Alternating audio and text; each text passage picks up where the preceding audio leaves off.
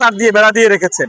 এখন আন্তর্জাতিক যে আইন, সীমানা আইন, সেই সীমানা আইনে কি বলা আছে সেখানে আমাদের একটু দেখতে হবে যে 150 কিলোমিটার দুই দেশে যে শূন্য রেখা থাকবে, 150 মিটারের ভিতরে কোনো প্রকার কারো একক বেড়া থাকতে পারবে না।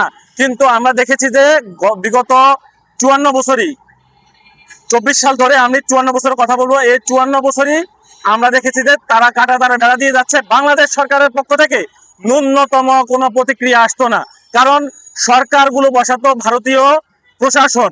বাংলাদেশে যে রিজিমগুলো আসতো তাদের কর্মকাণ্ডের স্বীকৃতি, ভোট প্রদান না করার স্বীকৃতিগুলো ভারত দিয়ে থাকতো সর্বপ্রথম।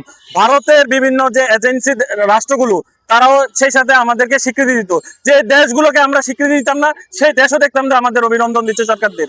যে এই নির্বাচনগুলোকে জনগণ প্রত্যাখ্যান করতো, ভারত সেই নির্বাচনগুলোকে দেখতাম কিভাবে তারা অভিনন্দন জানাচ্ছেন। এটা অত্যন্ত আমাদের জন্য হতাশারই নয়, শুধু এটা বিশাল হুমকি। সেই সাথে আপনারা দেখবেন যে পুশিন হচ্ছে কাদেরকে করতেছে? অবৈধ নাগরিকদের করতেছে। কিন্তু অবৈধ নাগরিকদের পুশিন করতে হলে সর্বপ্রথম করতে হবে শেখ হাসিনাকে, কারণ ভিসার মেয়াদ থাকে 6 মাস। হাসিনা যেদিন গেছে তার 3 দিনের মধ্যে ভিসার মেয়াদ শেষ। তাহলে এতদিন কেন আমাদের এই অবৈধ নাগরিককে বাংলাদেশে পুশিন করা হলো না? আমরা আজকে শুভেন্দুকে বলবো, আজকে এই সংবাদ সম্মেলন থেকে শুভেন্দুকে বলবো যে আপনি সর্বপ্রথম হাসিনা দিদিকে আপনার পুশিন করুন। এইভাবে আমরা শূন্য রেখা হাসিনাকে ফেলে রাখবো না, আমরা আদর আপ্যায়ন করে নাজিমুদ্দিন উঠে হাসিনাকে নিয়ে আসবো। সেই সাথে আমরা বলবো যে অনেকে বলে থাকে যে ভারত, আমাদের রাজনৈতিক যে নেতারা তারা বলে থাকেন ভারত আমাদের উপর হামলা করবে, যুদ্ধ লাগলে আমাদের কি হবে? ভাইয়েরা শুনেন, বাংলাদেশের উপর ভারত কখনোই হামলা করতে যাবে না। কেন যাবে না? চীন, পাকিস্তান এইগুলো না, ভারত একটা টেরোরিস্ট কান্ট্রি। আমরা মনে করি শুধু ভারত মুসলমানদের উপর নির্যাতন করে, তা না। ভারত একটা বর্ণবাদী কান্ট্রি, বর্ণবাদী দেশ। এই বর্ণবাদী দেশে তারা নিম্ন বর্ণের হিন্দুদের উপর, যারা উচ্চ বর্ণের, যারা উঁচু বংশের, উঁচু গোত্রের হিন্দু, তারা প্রতিদিন তারা খুন খারাপি করে যাচ্ছেন, বিভিন্ন ইস্যুতে তারা নির্যাতন করে যাচ্ছেন। তো একবার যদি যুদ্ধ লেগে যায়, মনে রাখবেন শুধু 7 সিস্টার না, পুরো ভারতই তছনছ হয়ে যাবে। নয়তো ভারত যদি টিকেই থাকতো তাদের জনগণের উপরে নির্ভর করে, অনেক আগে তারা বাংলাদেশ দখল করে নিত। তারা জানে তাদের সরকারগুলোকে কখনোই শুধুমাত্র ভারতের মুসলমান জনগোষ্ঠী নয়, হিন্দু জনগোষ্ঠীও সাপোর্ট দিচ্ছে না। আপনারা দেখবেন আসাম, ত্রিপুরা, মণিপুরা, বিভিন্ন রাজ্য এখনো স্বাধীনতা চেয়ে যাচ্ছেন। আরো বেশি হচ্ছে ভারত থেকে ইসরায়েলের কূটনীতিক যে এটা বলছিল যে বাংলাদেশে হামাসের উপস্থিতি আছে। বাংলাদেশে এখন পর্যন্ত এমন কোন সংগঠন নেই যারা অস্ত্র নিয়ে আসে। বাংলাদেশের যে সংগঠনগুলোর অস্ত্র হলো এরকম কাগজ আর এই কলম, কারণ বাংলাদেশের সংগঠনগুলো সদস্যদের প্রধান অস্ত্রই হলো শিক্ষা, মেধা। আর ভারতের সংগঠনগুলো দেখবেন যে মানুষের উপর তারা এত বেশি অত্যাচার করে, তারা সশস্ত্র সংগঠন হয়েছে। বিভিন্ন রাজ্যে সশস্ত্র সংগঠন আছে কিনা ভাই বলেন?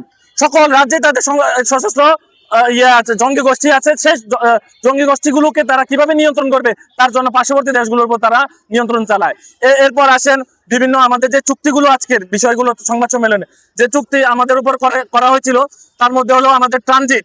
তারা রংপুরের উপর দিয়ে এবং আমাদের যশোর দিয়ে, মানে বাংলাদেশের উপর দিয়ে তারা ট্রানজিট ব্যবহার করবে, কিন্তু বাংলাদেশ, নেপাল, শ্রীলঙ্কা, ভুটানের সাথে কোনো ট্রানজিট ব্যবহার করতে পারবে না।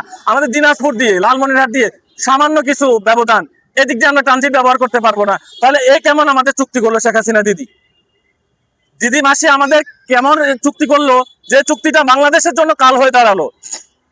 যদি একটা করে চুক্তি বলি, আদানি গ্রুপের চুক্তি, কথা শুনলে কেমন জানি একটা আভিজাত্য আছে। যদি জনগণের সামনে আনতে হবে যে শেখ হাসিনা কেমন আদানি চুক্তি করেছিল। শেখ হাসিনার আদানি চুক্তি ছিল যে আপনার বিদ্যুৎ না দিলেও আপনাকে আমি অতিরিক্ত চার্জ দিয়ে দিতে হবে। এবং এই বিদ্যুৎ খাতের ক্ষেত্রে আপনার অনেকগুলো ইয়ে ছিল, আদানি বিশাল অঙ্কের জরিমানা, ক্যাপাসিটি চার্জ অতিরিক্ত ছিল, যে চার্জটা বাংলাদেশের জনগণের পক্ষে নেওয়া সম্ভব না, কিন্তু না নিলেও আপনাকে ক্যাপাসিটি চার্জ দিয়ে যেতে হবে। কিন্তু আজ পর্যন্ত যে সরকারে আসুক এই চুক্তিগুলো বাতিল করছে না। আমাদের এই চুক্তিগুলো আমাদের গোলামির চুক্তি, এই চুক্তি আমাদের বাতিল করতেই হবে।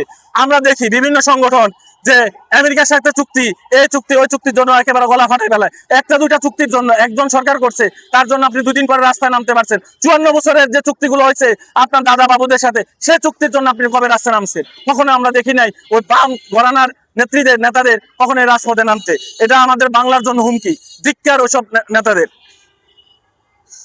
বৈধ বৈধ অবৈধ নাগরিকদের বাংলাদেশে যে একটা কর্মসংস্থান, বাংলাদেশের ছেলেরা বেকারত্বের জন্য মানে মাস্টার্স অনার্স মাস্টার্স করার পরে বেকারত্বের ফুলঝুরি নিয়ে ঘুরতেছে, গুছা নিয়ে ঘুরতেছে, বাসায় বিবাহিত বোন থাকে, বিবাহ বিভিন্ন বিভিন্ন ধরনের চিন্তা থাকে, কিন্তু আমরা জানি যে প্রতি বছর প্রায় $10 বিলিয়ন রেমিটেন্স বাংলাদেশ থেকে নিয়ে যায়।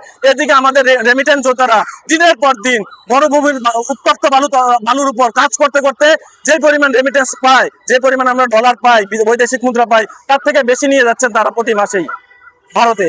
আমাদের দেশে বেকারত্ব দূর করার জন্য আগে সর্বপ্রথম ভারতীয় নাগরিকদের, বৈধ অবৈধ সকল নাগরিকদের এই দেশ থেকে বিতাড়িত করতে হবে।